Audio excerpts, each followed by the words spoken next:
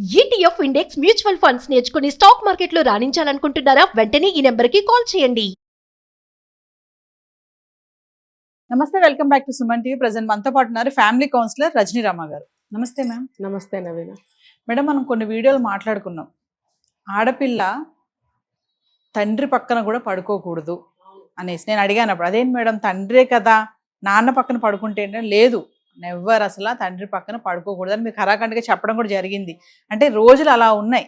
రీసెంట్గా జరిగిన బంజారాహిల్స్ సంఘటన కూడా చూసుకుంటే 4 years పాపని కన్న తండ్రి నెల రోజుల నుంచి ఇంకా అదే పనిగా అనమాట అమ్మాయి ప్రవర్తన మారడంతో తల్లి అడిగితే పాప చెప్పడం జరిగింది.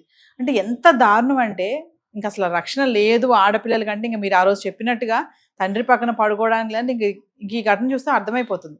ఒక్కసారి మనం దీని నుంచి ఏం నేర్చుకోవచ్చు ఆడపిల్లల పట్ల కానీ, తండ్రి తల్లి కానీ. మరి ఆ తండ్రి పక్కనే రక్షణ లేదంటే ఇంకెలా మరి?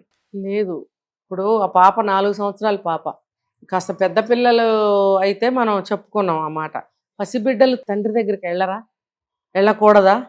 వెళ్తే ఏమన్నా చేస్తావా అంటే తండ్రి అంటే మళ్ళీ ఒక రాక్షసుడిలాగా చూడాల్సిన రోజులు వచ్చాయా? పాత కాలంలో తండ్రి ముందు నుంచోవాలంటే, తండ్రితో మాట్లాడాలంటే గడగడ వణికిపోయేవారు. తండ్రి భయం అనేవారు. ఎదురుగా ఉండలేరు కదా. దాదాపు అలా పెరిగిన వాళ్ళమే. మరి ఇప్పుడు ఈ భయానికి ఏంటి అర్థం ఏంటి? ఇలా భయపడాలా? అసలు తల్లి అయినా తండ్రి అయినా ఎంతో వాళ్ళ దగ్గర ఎంతో ఫ్రీడమ్ ఉండాలి పిల్లలకి. ఎందుకంటే అంత ఫ్రీడమ్ వాళ్ళు ఇవ్వాలి. పిల్లలు ఎటువంటి తప్పు చేయకుండా, దేనికి భయపడకుండా, ఆత్మస్థైర్యంతో జీవితంలో ముందుకు వెళ్ళాలి అని అంటే తల్లిదండ్రుల దగ్గర చాలా ఫ్రీగా ఉండగలగాలి. వాళ్ళు అంత స్వేచ్ఛ ఇవ్వాలి. వాళ్ళ మధ్యన ఏదైనా సరే కష్టం సుఖం చెప్పుకోగలగాలి. బయట స్కూల్కి వెళ్తారు, ఫ్రెండ్స్, స్కూల్లో టీచర్స్, లేకపోతే హోంవర్క్ చేయలేకపోవడం, పాఠాలు వాళ్ళకి వంట పట్టకపోవడము, చదివింది గుర్తు రాకపోవడం, వాళ్ళ బాధలు అవే ఉంటాయి. అవన్నీ కూడా షేర్ చేసుకోవాలంటే వాళ్ళ దగ్గర స్వేచ్ఛ ఉండాలి. లేకుండా చేస్తున్నారు ఇప్పుడు వీళ్ళు. ఏంటి, తల్లి ఉద్యోగం, తండ్రి చూస్తే ఇలా చేస్తున్నాడు. ఇప్పుడు తండ్రి సంఘటనలు మనం ఎన్ని చూసాం, ఎన్ని చూసాం, ఎన్ని మాట్లాడుకున్నాం. తండ్రి ముండా కొడుకులారా, బుద్ధి లేదా మీకు అని అడుగుతున్నా నేను. కడుపున పుట్టిందిరా మీకు దరిద్రుడా. ఇలా చేసే వాళ్ళందరికీ నేను చెప్తున్నాను, మీకేమన్నా కళ్ళు పోయాయా?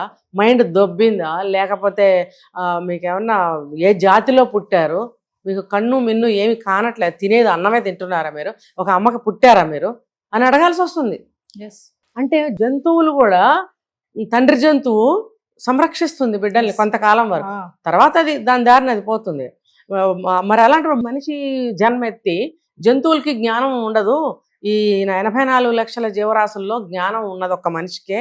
ఊర్ధముఖంగా పెరిగాడు, ఊర్ధముఖంగా పుట్టాడు, జంతువులు లాగా కాదు అని మనం ఎన్నో వల్లించి చెప్పుకుంటుంటే, వీడు అంటే ఇలా పుట్టి ఇలా పైకి చక్కగా ఎదుగుతున్న క్రమంలో ఈ కిందకి దిగజారుడు పనులు ఏంటి?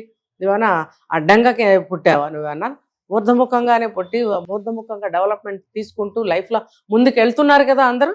మరి ఈ దిగజారుడు పనులు ఏంటి? దేశం ఎటుపోతుందని ఇప్పుడు అనాలి. దేశం డెవలప్మెంట్ అని ఆ ప్రపంచంలో 3వ స్థాయో 10వ స్థాయో అని మనం చెప్పుకుంటున్నప్పుడు, మనం ఏ స్థాయికి దిగజారుతున్నాము? పాతాళానికి దిగజారుతున్నామా? ఉచ్చనీచాలు లేకుండా, వాయువర్షాలు లేకుండా.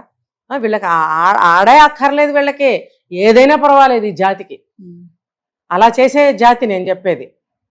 మరి అలాంటి దుర్మార్గులు పెళ్లి చేసుకుని ఒక ఆడమనిషికి అన్యాయం చేయటమే కాకుండా కడుపును పుట్టిన పిల్లల్ని కూడా ఇలాగా ఇంత దారుణంగా హింసిస్తున్నారు. ఆ పసిగుడ్డండి, 3-4 ఏళ్ల పిల్లల నోట్లో మాటలే సరిగ్గా రావే, చెప్పడమే సరిగ్గా రాలేదు కదా. ఇంకా ఆ పాపని సైక్రియాటిస్ట్కి చూపిస్తే వాళ్ళు తేల్చిన విషయం అన్నమాట ఇది. ఆ పాపని మెడిసిన్స్ ఇచ్చి అవి ఇచ్చి జాగ్రత్త అంటే పాపం వేరే వెళ్ళిపోయి ఉంటే కూడా అక్కడికి కూడా వెళ్ళి వేధించాడంట. అంటే వీడికే నేను కన్నా అంటే తినేరా, తినేసి, నువ్వు కన్నావు కదా తినేసి, నిన్ను కన్నది మీ అమ్మ దగ్గరికి వెళ్ళి నిన్ను కూడా తన్నమని చెప్పు, నిన్ను తినేయమని చెప్పు మీ అమ్మని. కన్న హక్కు ఉంది కదా, తినేసే హక్కు, చంపేసే హక్కు, ఏమైనా చేసే హక్కు కన్న వాళ్ళకి ఉంది అంటే నిన్ను కూడా అదే చేయాలి. ఇప్పుడు నువ్వు భూమి మీద ఎందుకున్నావు? మరి ఇప్పుడు ఆ తల్లిని పిలిచి ఈయనేమన్నా చేయమని చెప్పాలి. చచ్చి పారిపోతాడు. అప్పుడు ఎందుకు పారిపోతున్నావురా, నిలబడి ఇక్కడ, అమ్మా నువ్వు కన్నావు కదా, నీకు సర్వ హక్కులు ఉన్నాయి, ఏమన్నా చెయ్యి అని నిలబెట్టి ఆవిడతో చేయించాలి. ఏదైనా తప్పు లేదు. వీడు ఏమైనా చేయటానికి నా హక్కు ఉంది, హక్కులు నువ్వు రాసుకున్నావా?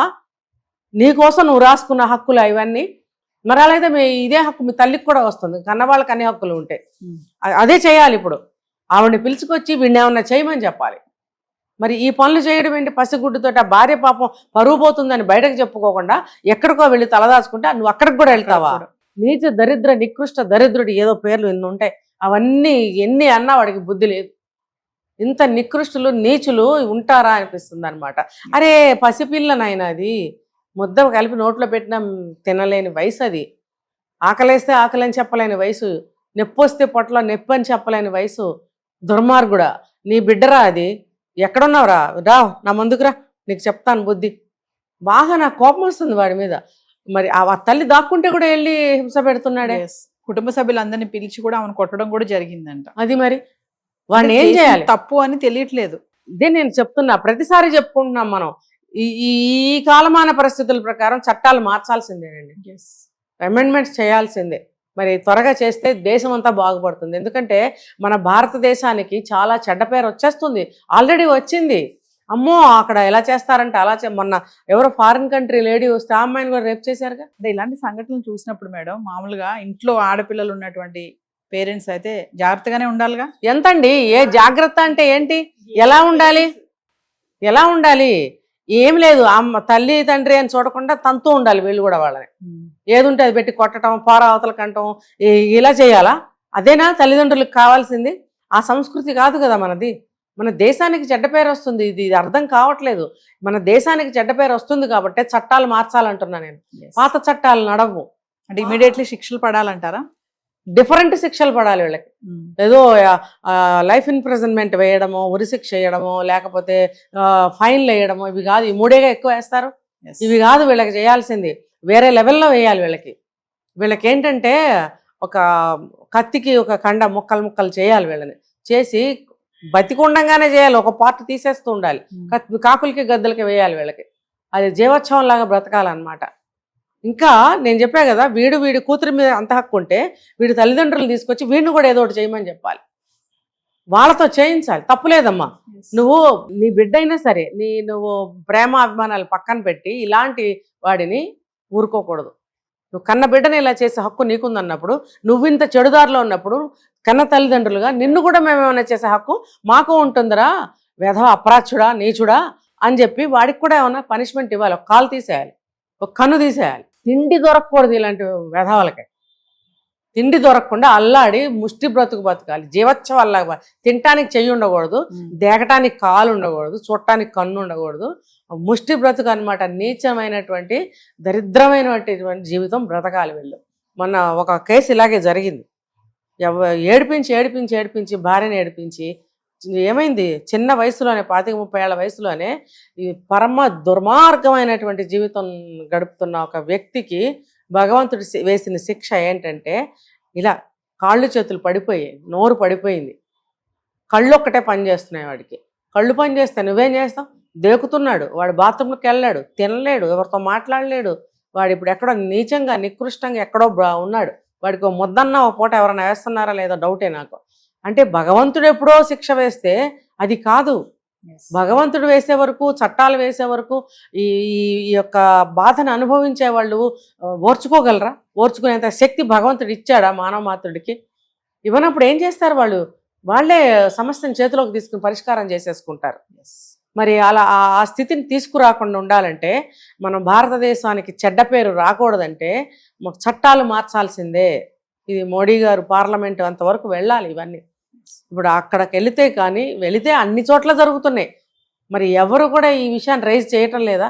దేశవ్యాప్తంగా ఈ చట్టాలు మార్చాలి అనే దాని మీద ధర్నాలు చేయాలి, తర్వాత వాళ్ళ డిమాండ్లు వినిపించాలి. ఈ సంఘటనలు పర్టికులర్గా వీటి కోసం అయినా సరే చట్టాలు మార్చాల్సిందే. Thank you.